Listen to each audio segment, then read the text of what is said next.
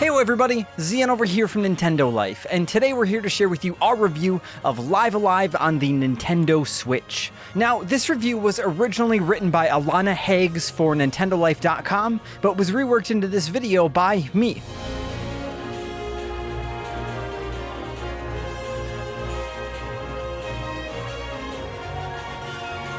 Early on in Square's remake of Live Alive, it's plain to see the influences the game had on Chrono Trigger. From spanning multiple timelines to the inventive area of effect skills, and right down to the simple, sometimes deep story. The director Takashi Tokita clearly used 1994's Live Alive as a springboard for his eventual masterpiece. But Live Alive deserves its own time in the spotlight, and after never officially being localized for the West, now this 28-year-old JRPG is finally getting the chance. One thing we were keen to emphasize early on during our preview was the game's overall uniqueness. We were stunned by just how distinctive it still felt today. And beyond the first 4 chapters, that novelty never really stopped. Live Alive starts out by presenting 7 different characters, all related to a different time period.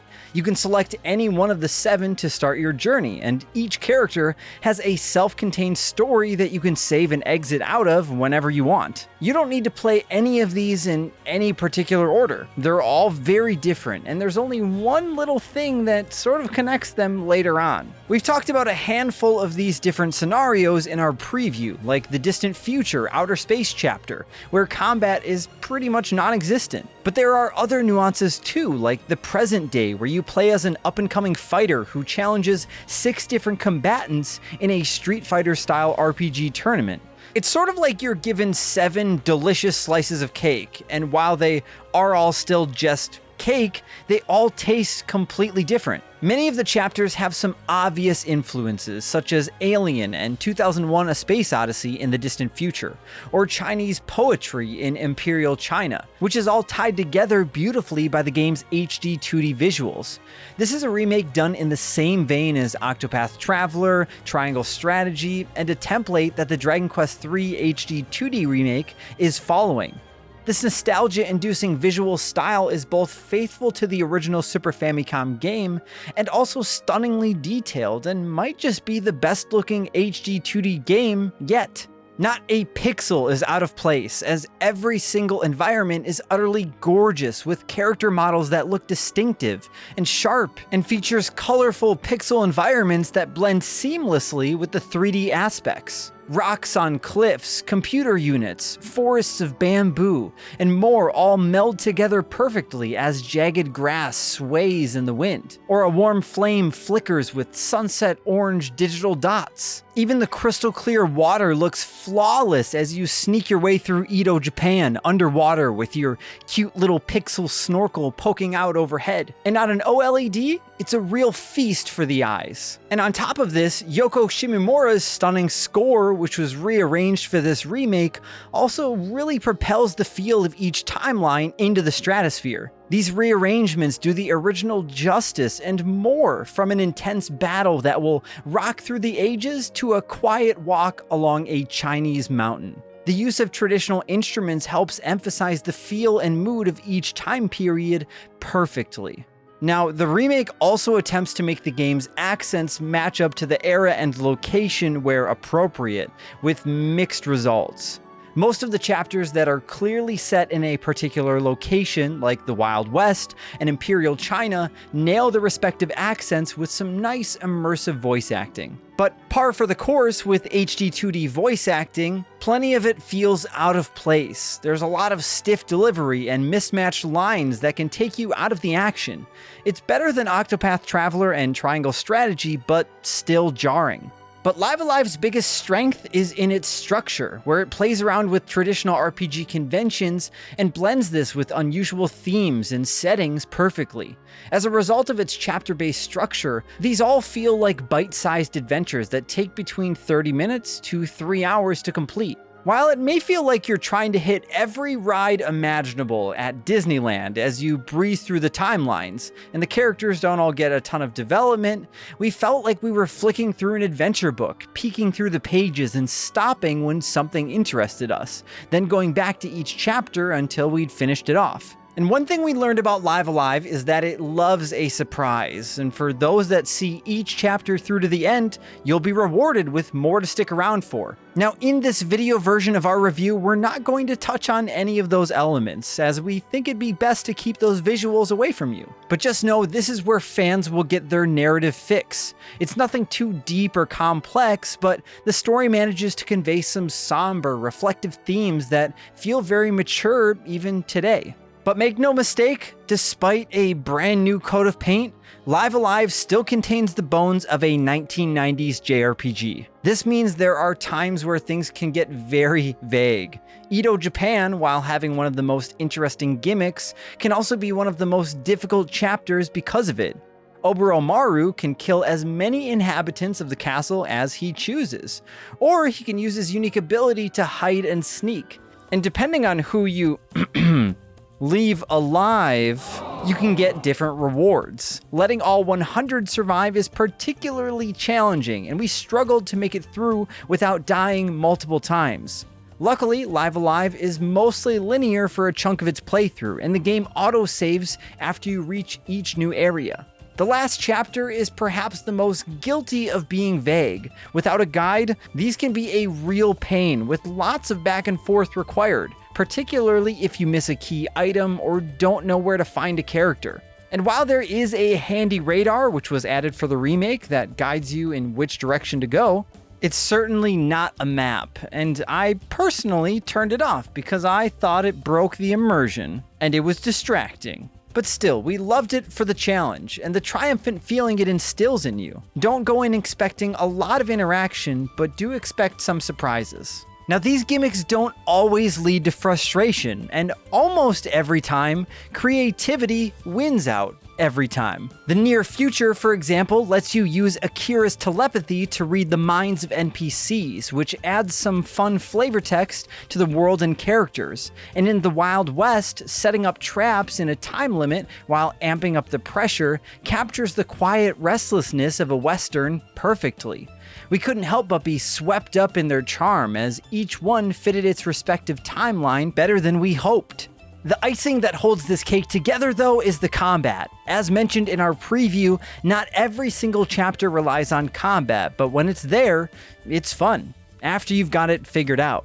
Battles are mostly random encounters, depending on your chapter, and you're thrown into a 7x7 grid. When your gauge fills up, you can move your character around the grid. Every move you make, however, means the enemy's gauge also charges slightly, so get used to playing a little bit of chess, figuring out where best to place your character. This is thanks to the fact that many of the skills you use in Live Alive have an area of effect, so when you select your character's skill, you can see where the attack can actually hit.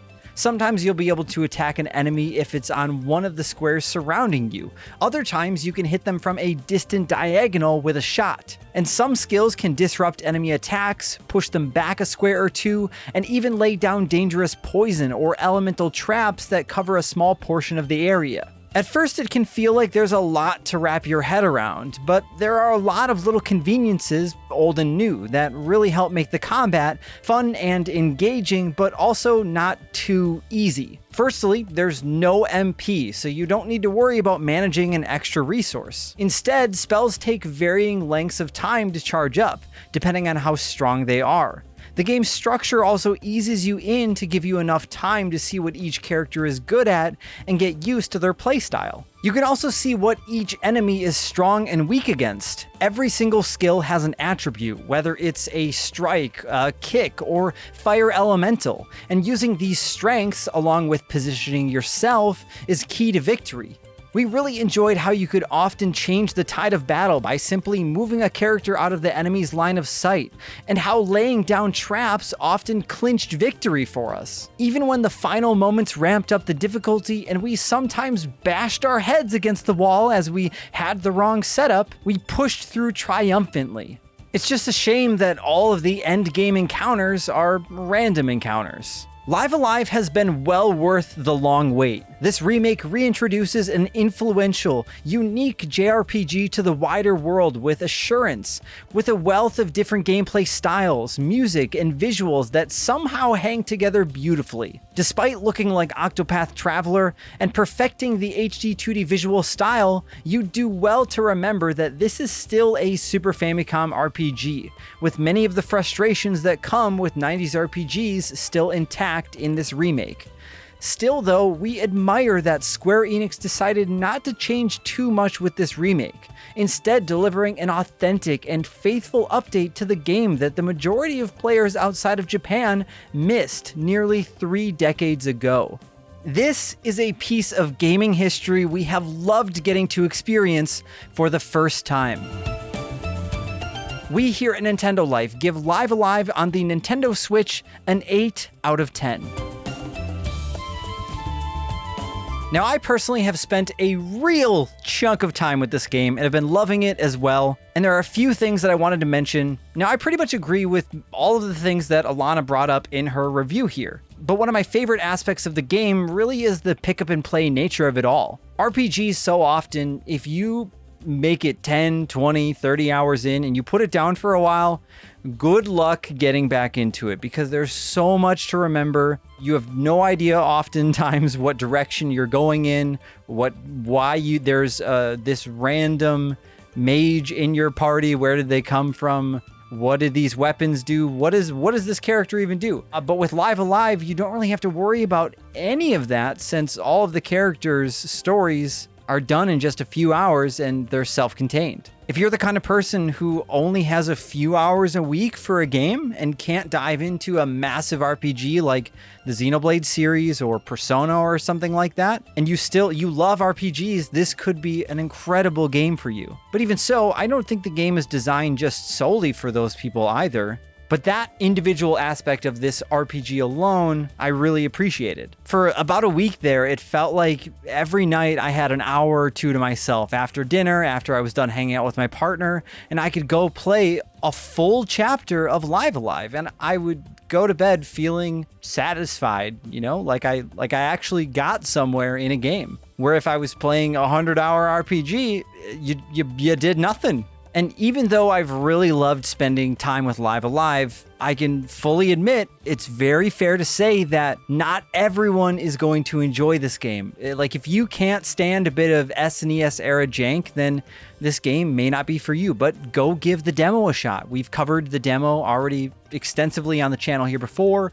You should have a good idea of if this game is for you or not. And if not, that's okay. But what I will say is that a project like this doesn't come around often. It just doesn't. So if this looks like your cup of tea, I know Xenoblade Chronicles 3 is right around the corner, but give that demo a shot, make a decision for yourself. Even though this is not going to go down as one of my favorite games probably ever made, it is an incredibly unique experience that I will continue thinking about, and I am glad that I played. And let me tell you, there are plenty of good, probably even great games that I've played over the years that I don't remember a lot of. And that could be a me problem, I'm not sure. But I am confident that Live Alive is going to be one of those games that I don't forget. Now, in case you haven't already been forming your own thoughts, take a moment, think about it, and let us know what you think of Live Alive in the comments down below. If you've played the demo, if you've enjoyed this preview footage, if you think the game's not for you, let us know. And of course, if you enjoyed this video and you want to see more videos like this, then why don't you live a little and click that subscribe button? Because you can only click it once and then never again. That's it. Just do it. Why not? I mean, you're already here. Thank you all so much for watching. I'm Xeon from Nintendo Life. Thank you, Alana, for spending the time with Live Alive and writing this review. I'm Xeon from Nintendo Life. Stay safe out there, and we will see you all next time.